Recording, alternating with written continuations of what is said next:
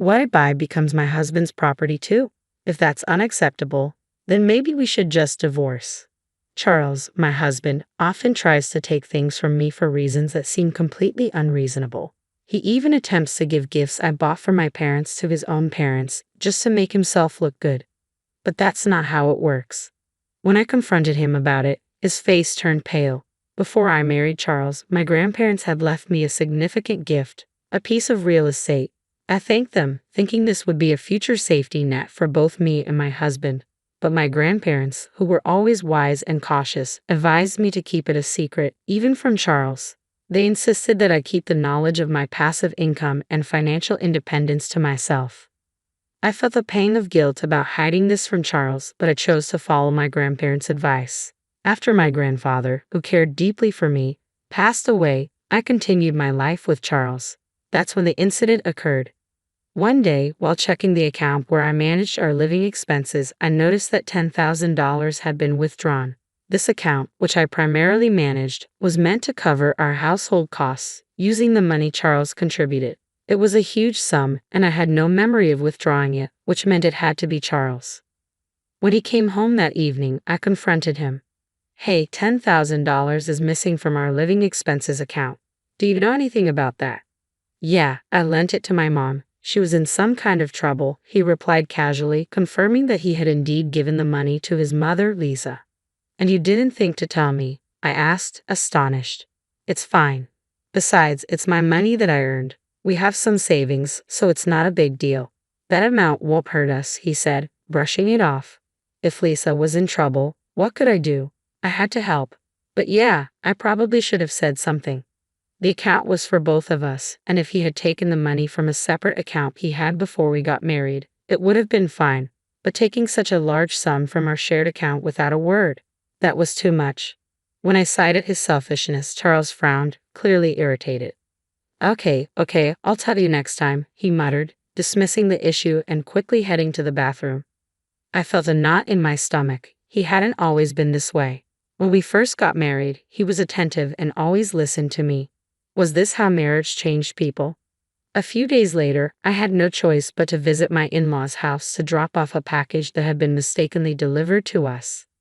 Oh, Megan, thanks for bringing this over. Why don't you come in for a bit? Lisa said, greeting me warmly.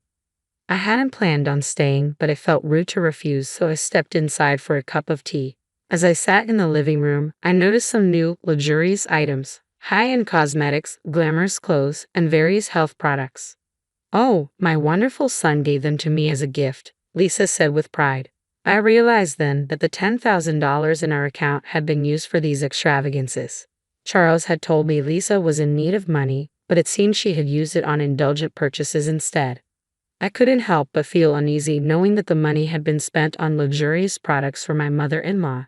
As I sipped my tea, unable to muster a smile, I noticed the shift in my in-laws' demeanor. Their cheerful expressions faded, replaced by a stern, almost threatening look. My son is such a wonderful boy, always thinking of me and getting me these lovely gifts. But what about you? My mother-in-law asked pointedly. Yes, as his wife, are you treating my son the way he deserves? My father-in-law added, his tone laced with suspicion. There was something unsettling in their voices. We heard that you give him a hard time about the money he spends on me, my mother-in-law continued. That doesn't seem right, does it? It became clear to me then. Charles had painted himself as the victim to his parents, making it seem like I was the unreasonable one for questioning his decision. Their fearful, accusing gazes now made perfect sense. I felt a deep weariness settle over me. I had never imagined being treated so poorly by both my husband and his parents. The constant neglect and lack of respect were taking their toll, and for the first time, I began to seriously consider divorce. I thought that if I divorced Charles, I would return to my parents' house and use my savings from passive income to rebuild their home. The house, a two-story structure built over 30 years ago before my brother was born, had become too spacious and difficult for my parents to manage as they aged. With just the two of them living there now, even the handrails we'd installed for their convenience weren't enough to make it comfortable. A cozy, one-story house would be far more suitable for them. So I immediately called my parents to discuss my plans. Surprisingly, they weren't shocked at all about the potential divorce. Instead, they were thrilled about the idea of rebuilding their home. We're so happy you're thinking of this, my mother said, her voice bright over the phone. Even if we won't be living there for long, it's wonderful knowing it's being done with your income, and you can take over the house afterward. Thank you, my father added. But remember, take it easy and don't overdo it. Their encouraging words lifted my spirits, and I set about planning the rebuild. I was waiting to hear back from the construction company when Charles suddenly confronted me. How dare you use our savings to build a house without telling me anything about it? He shouted as soon as we sat down in the living room. He banged his fists on the table, his face contorted in anger, completely disregarding my feelings. My parents will live in the new house, I replied, trying to stay calm. No, that's not happening. It was built with our joint property, so my parents have just as much right to live there, he insisted, his voice growing louder. Are you seriously planning to cram 4 people into that little one-story house? Shut up and just give me the house, Charles screamed, slamming his fists on the table again. I realized that if he knew about my passive income, his rage would only intensify.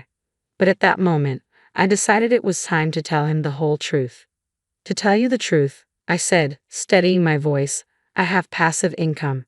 I've actually been saving money from the real estate my grandparents gifted me, I explained. The house is being paid for with that passive income, so I didn't take a penny from our joint funds. Guilt tugged at me for breaking my promise to keep this secret, but Charles's reaction confirmed my grandparents' wisdom. His shoulders tensed, and he began pounding the table even harder. What kind of wife hides the fact that she has her own income? He yelled, his face turning red with anger. You play around with my money while protecting your own, keeping it a secret from me. Watching him lose control, I realized why my grandparents had warned me to keep this hidden. Maybe they had already seen through Charles, knowing what kind of man he truly was. I'll take the house as alimony, he snarled. The house you built as my wife is mine too. I'm the head of this family, and if you disobey me, I'll divorce you. His words filled me with nothing but dismay. How had I lived with this man for so long without realizing his true nature? Initially, I had planned to use my passive income as a safety net, something to rely on if we ever face financial hardship due to illness or job loss. I intended to reveal it when the time was right to help sustain our life together. But now, any desire to share that money with him had vanished. Be my guest, I said coldly as I rose from my seat and walked out of the house, leaving Charles and his demands behind. I couldn't stand being near Charles, but decided to stay at a business hotel for the night to cool off. I planned to return home the next day with a clearer mind. However, when I walked in the following morning, Charles was waiting for me, a smug, unpleasant grin plastered across his face. As I entered, he approached me, holding a sheet of paper behind his back. With a smirk, he revealed it. It was divorce papers, already filled out. You're lying about that passive income, aren't you? He accused.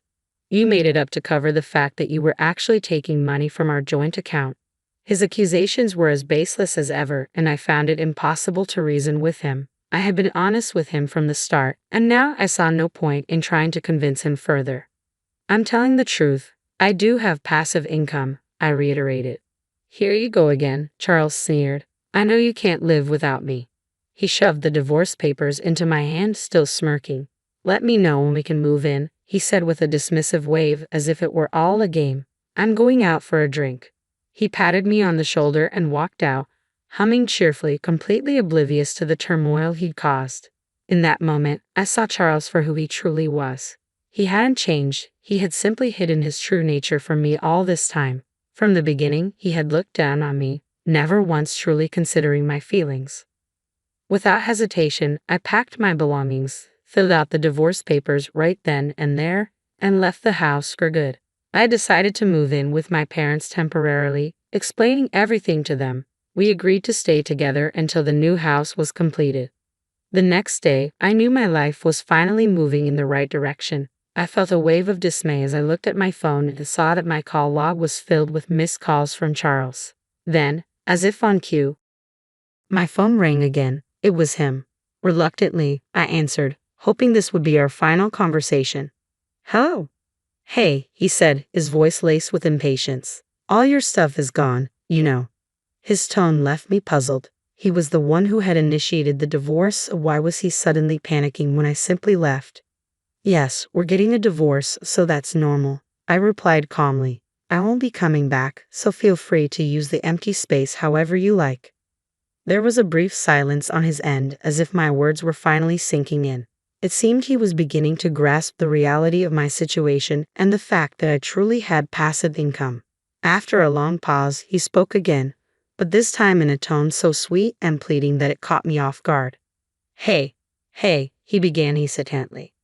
Could you let my parents live in the new house? I don't care if I have to live with your parents too, please? I was stunned. I've already told you it's a small, one-story house, I reminded him. Please, he persisted. I said I'd surprise my parents with a house. His words left me speechless. How could he even think of giving away a house he didn't own, and to present it as a surprise? It was beyond reckless and utterly absurd. You don't really care about the savings, do you? He added, his voice almost pleading. You have no idea how much I was worrying about the money. I couldn't believe what I was hearing. Charles was still trying to manipulate me, thinking only of himself and his parents without any regard for the truth or the consequences of his actions. I gave you an allowance, saved for our living expenses, and tried my best to make ends meet, I began, my voice steady, but that has nothing to do with what's happening here.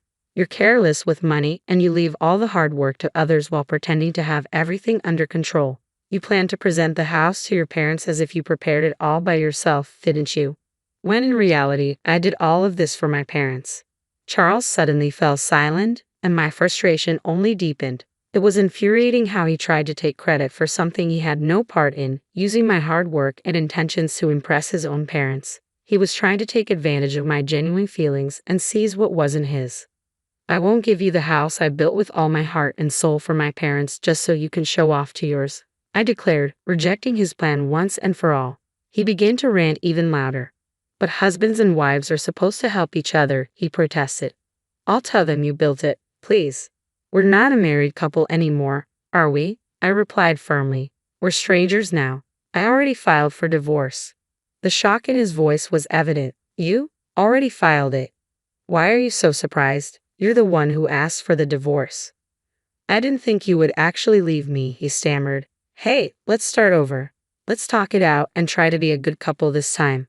I couldn't believe what I was hearing. This was the man who had spent our savings on his own mother, threatened me with divorce, and belittled me until the very end. There was no way I would ever consider getting back together with someone like him. No, thank you, I said, my decision unwavering. Please give my regards to your parents.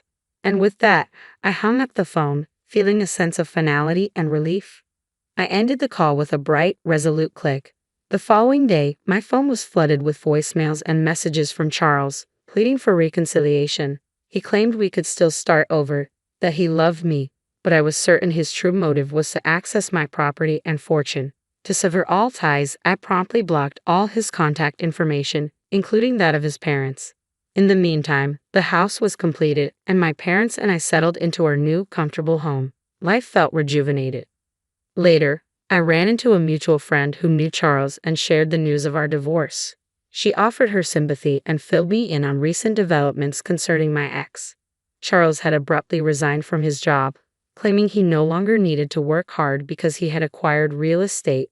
The company was unable to reach him, but he attempted to retract his resignation the next day. His bosses were furious, lecturing him about the trouble his sudden disappearance and incomplete notice had caused. They were particularly incensed that he hadn't considered the impact on his colleagues. Charles tried to fabricate an explanation for his actions, but it quickly became apparent that his divorce and reliance on my income were the real reasons behind his behavior. His lies unraveled, and the company refused to rehire him. It was ironic that Charles, who had once dismissed my passive income as a lie, was now trying to exploit it while parading his ill-gotten gifts to his parents. He never thought about me or our future. Reflecting on this, I felt nothing but relief. I heard that Charles had moved back in with his parents, but they were reportedly harsh with him. He struggled to find a new job due to the circumstances of his departure from his last one. It seemed he was finally facing the consequences of his actions. As for me, I'm thriving. Living in the house I built for my parents, pursuing the job I've always wanted, and enjoying life. My passive income now supports those who genuinely care for me. I feel at peace and content with how things have turned out.